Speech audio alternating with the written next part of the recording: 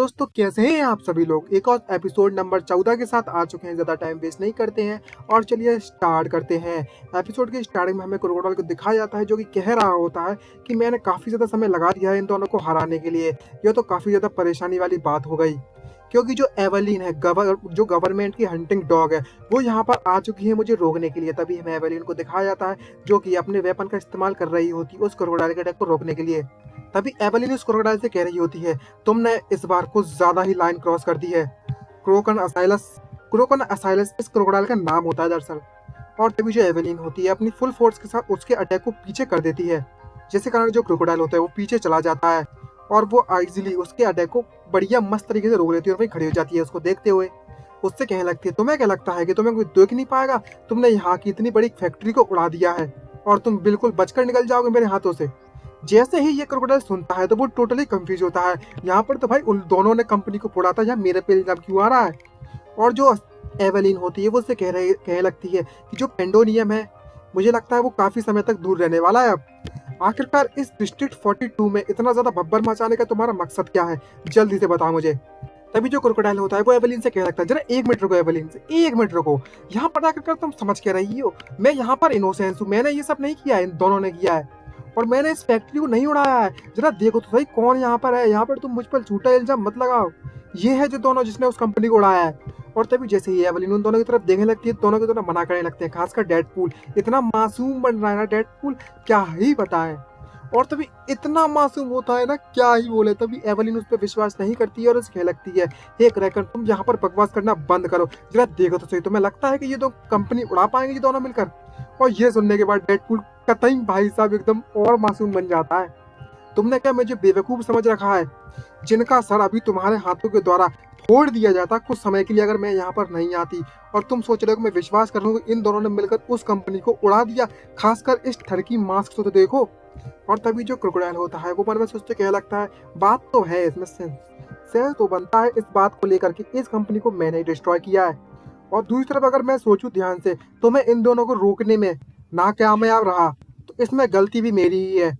और वो वहां से जाने लगता है और उससे कहने लगता है, तुम्हें जिस बात पर विश्वास करना है तुम कर सकती हो, मैं और ज्यादा इसमें पंगे नहीं ले सकता, मैं तो चला, टाटा बाय बाय। तभी जो एवेलिन उससे कहने लगती है, क्या तुम यहाँ से बचकर भागना चाहते हो? और तभी क्रोकोडाइल वहां से जाते हुए कहने लगता है कि गवर्नमेंट के हंटिंग डॉग के साथ फाइट करना मेरे कॉन्ट्रैक्ट में नहीं जुड़ा था, तो यहाँ पर रहने का मेरा कोई कारण नहीं बनता जिसमें मुझे नुकसान हो। ये देखते ही जो वैन होता है वो थोड़ा सरप्राइज होता है और कहने लगता है, क्या इस क्रोकोडाइल को देखो, इस मॉन्स्टर को तो देखो जो कि यहाँ पर फाइट को अवॉइड कर रहा है। इसका मतलब यह हुआ कि ये लड़की, जाने की एवेलिन, इतनी ज्यादा पावरफुल है इतना कि ये खुद। और जो एवेलिन होती है वो अपने वेपन को वापस से छोटा कर लेती है और उन दोनों से पूछने लगती है, क्या तुम्हें कहीं पर चोट लगी हुई है? और तभी दोनों जो डेडपूल होता है वो एवेलिन से कहने लगता है, तुम्हारा बहुत बहुत शुक्रिया हमें बचाने के लिए। और एवेलिन अपना मास्क उतारती है उन दोनों के सामने ही और उनसे कहने लगती है, तुम्हें मेरा शुक्रिया करने की इतना ज्यादा जरूरत नहीं है, यह तो मेरा फर्ज था कि मैं लोगों को बचाऊं। और जैसे ही वैन इसको देखता है वो टोटली सरप्राइज होता है और वह याद करता है, यह तो वही लड़की है ना जो सब्जियां बेच रही थी और उसका नाम एवेलिन होता है। अब जाकर हमें पता चला था कि इसका नाम एवेलिन है, ठीक है। और तभी एवेलिन उसके पास आती है, वैन के पास, और उससे कहने लगती है, क्या तुम खड़े हो सकते हो? और तभी वो उसका हाथ नहीं पकड़ता और इजीली खड़ा हो जाता है थोड़ा कपकपाते हुए, क्योंकि उसकी बॉडी की सारा माना तो लग गए होते हैं, खराब खत्म हो चुका है। तभी एवेलिन उससे कहने लगती है, क्या मैंने तुम्हें कभी कहीं पर देखा है? मुझे ऐसा फील हो रहा है। लेकिन जो वैन होता है वो अपनी नजरें चुराते हुए उससे कहने लगता है, मुझे ही लगता है ऐसा बात है। और मन में सोचते हुए कहने लगता है, मुझे इस बात की उम्मीद नहीं की थी कि ये एक नॉर्मल इंसान होगी। मुझे पता था कि ये नॉर्मल इंसान नहीं है, लेकिन इस बात की तो बिल्कुल उम्मीद नहीं की थी कि ये गवर्नमेंट के लिए काम करती है। वास्तव में जब इसने मुझसे कहा था कि ये काफी ज्यादा अमीर है, इसने मुझसे झूठ नहीं बोला था। तभी वो उससे कहने लगती है, तुम ये नहीं हो सकते, मैं शायद गलत याद कर रही हूँ, क्योंकि तुम्हारा जो माना पैटर्न है वो अलग है उससे। और वह वापस से घूमकर जाने लगती है और कहने लगती है कि तुम्हारा जो माना पैटर्न है वो बहुत ज्यादा यूनिक माना पैटर्न है। और तभी वो उस बात को याद करने लगता है, जब वह पहली बार उससे मिला था तब उसने कहा था कि तुम एक मेज यहाँ पर क्या कर रहा है। मैंने इस बात की उम्मीद भी नहीं की थी कि मैंने जो पहली बार जब मैं इससे मिला था तो मैंने जो उससे सीखा था उस समय पर, और जो जानकारी मुझे मिली थी उसके कारण मैंने अपना माना पैटर्न बदल लिया है। ये मेरे आज काम आ गया वाकई में दूसरे एनकाउंटर में। जैसा कि आप सभी लोग देख सकते हैं, इसका जो माना पैटर्न है वो इस बार क्रॉस है और पहला वाला ट्रायंगल था। वास्तव में मैं हर बार अपना माना पैटर्न बदल लेता हूँ, ये मेरे लिए काफी ज्यादा काम आया इस बार। तभी एवेलिन वहां से जाते हुए अपना मास्क से मुंह ढकती है और कहने लगती है, मैं तुम्हें एक एडवाइस देना चाहती हूँ। और उससे कहने लगती है, अगर तुम जिंदा रहना चाहते हो तो जितना हो सके उतना पेंडोनियम से दूर रहो और वो अपने माना के साथ वहां से उड़कर चली जाती है। साला जमीन का खोज जाते हो, तुम्हें अम्मा छोड़ गए थे या पापा बना के गए थे? और वो वहां बस देखते रह जाता है एवलिन को। तभी डेडपूल उससे कहने लगता है, हम इस बार वाकई में बहुत ज्यादा लकी तो जो हम बच गए। तभी जो वैन होता है वो उससे कहने लगता है, आज तुम काफी ज्यादा रिवॉर्ड छोड़ने वाले हो, आज का जो मिशन था हमारा उसके कारण, क्योंकि तुमने बहुत ज्यादा नुकसान किया है इस बार। ये सब नहीं हुआ था अगर जो डेली है यानी कि डेडपूल पहले ही इस कंपनी से निकल गया होता समय पर। और तो और मैंने यहाँ पर समय जितना हो सके उतना निकाला था उस क्रोकोडाइल से बचने के लिए, और इसने तो कुछ भी नहीं किया, जिसको सोचकर मुझे बहुत ज्यादा गुस्सा आ रही है।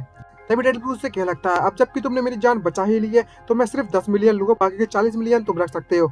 और तभी जो वैन होता है वो उससे मन में सोचते हुए ये सुनने के बाद कहने लगता है कि मुझे पता है कि मुझे काफी ज्यादा पैसा मिल गया, यानी कि 40 मिलियन मिल चुका है, लेकिन मैं अभी भी ऐसा लग रहा है कि मुझे बहुत ज्यादा नुकसान हो गया है। और वह वाइपर को लेना चालू कर देता है। जैसे ही वैन जो डेडपूल होता है ये देखता है कि वैन वाइपर फिर से ले रहा है तो उससे पूछने लगता है, एक मिनट रुको, तुम फिर से वाइपर का इस्तेमाल कर रहे हो, वो भी इतनी जल्दी? क्या तुम्हारी हेल्थ के लिए बिल्कुल भी ठीक नहीं रहेगा? और वह लोग वहां से जाते हुए कहने लगते हैं, इससे तुम्हारा कोई लेना देना नहीं है। तभी जो डेडपूल होता है वो उससे कहने लगता है, तुम अपने मसल्स मेरी तरफ फैलाकर बहुत ज्यादा पावरफुल बन सकते हो, तुम्हें वाइपर की जरूरत नहीं पड़ेगी। तभी वह वैन उससे कहने लगता है, तुमने तो बिल्कुल भी मेरी मदद नहीं की। तभी डेडपूल से कहने लगता है, लेकिन तुम्हारा मैं कहने का मतलब क्या है? तुम्हें पता भी है मैंने कितनी ज्यादा हार्ड फाइट की थी यहाँ पर। तभी हमें वहां के घर का सीन दिखाया जाता है वैन के, जिसकी ज्यादा वाइपर लेने के कारण उसकी हालत इतनी ज्यादा खराब हो चुकी होती है, आई मीन माना इस्तेमाल करने के कारण ज्यादा, कि उसकी बॉडी बहुत ज्यादा कमजोर हो गई है। उसके पैर टोटली कपकपा रहे होते हैं और वो सीधे आकर बेड पर गिर जाता है।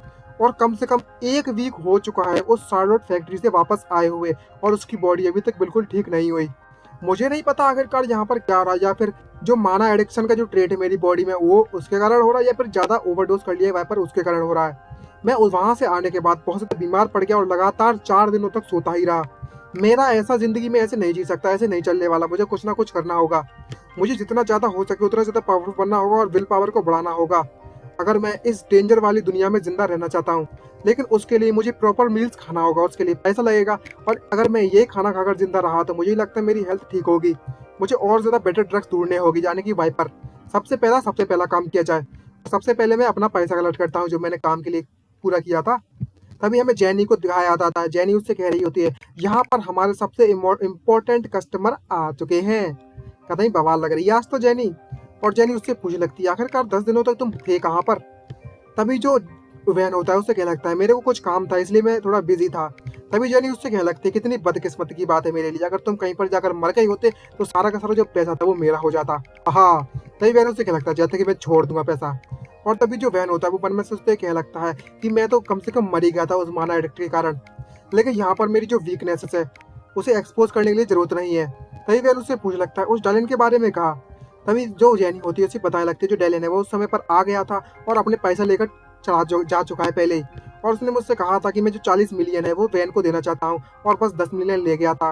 और सारे के सारे जो 40 मिलियन होते हैं वो कैश में होते हैं।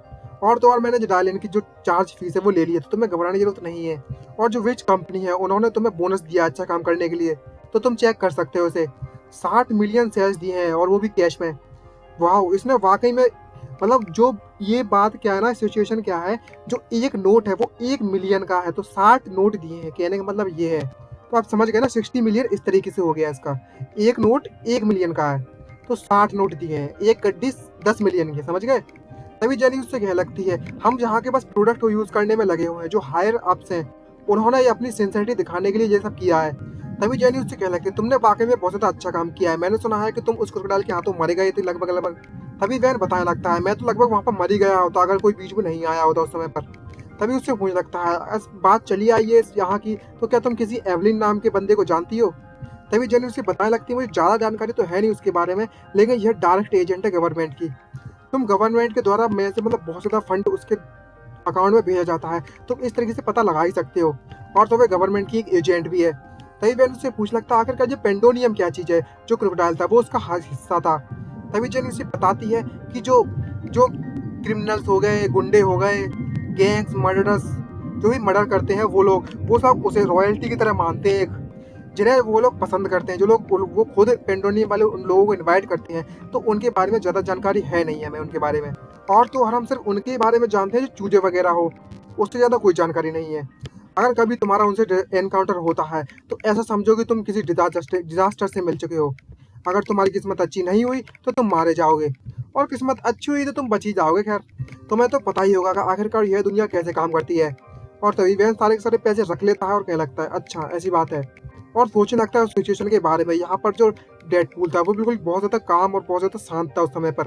तभी जो जेनी होती है वो कुछ पेपर देने लगती है और कहने लगती है, यहाँ पर तुम्हारे लिए कुछ है। और तुमने मुझसे पूछा था ना उस समय पर एक फेक आईडी के बारे में, मैंने तुम्हें इसके बारे में इंफॉर्मेशन दे देती हूँ। तुम यहाँ पर जाकर फेक आईडी बनवा सकते हो। और चिल्लाते उससे कहने लगती है, आखिरकार तुम अपने लिए एक बैंक अकाउंट या फिर एक मोबाइल फ़ोन क्यों नहीं खरीद लेते हो? तो तुम्हें पता भी है कितना ज़्यादा हार्ड है यहाँ पर इतना ज़्यादा कैश इकट्ठा करने के लिए। और तो और मैं तुमसे कांटेक्ट भी नहीं कर सकती। तभी वे जो वैन होता है वो उससे कहने लगता है, अच्छा ठीक है मैं खरीद दूंगा। और उससे पूछ लगता है, क्या मैं तुमसे एक और फेवर मांग सकता हूँ? तभी जो नेक्स्ट सीन शिफ्ट होता है वो एक गली का सीन शिफ्ट होता है। और एक दरवाज़ा खुलता है और यहाँ पर कोई एक किसी के फुटप्रिंट्स की आवाज़ आने लगती है। और कोई बैठा हुआ होता है चेन पहन कर। और तभी एक टकला होता है बाल्डी, वो कहने लगता है, आखिरकार तुम कौन हो? तभी यहाँ पर जो वैन होता है वो एक नया रूप के साथ हुआ होता है। अब आप लोग पहचानोगे नहीं आखिरकार ये बंदा है कौन, तो मैं बता दूं ये वैन है। और वो बोलने लगता है, मुझे यहाँ पर जेनी ने बताया यहाँ पर आने के लिए। और जी नए चेहरे के साथ हमारा यह एपिसोड खत्म होता है। आइए वीडियो अच्छी लगी तो लाइक सब्सक्राइब करना मत भूलिएगा। मिलते हैं नेक्स्ट एपिसोड में। आज के लिए इतना ही। सायोनारा।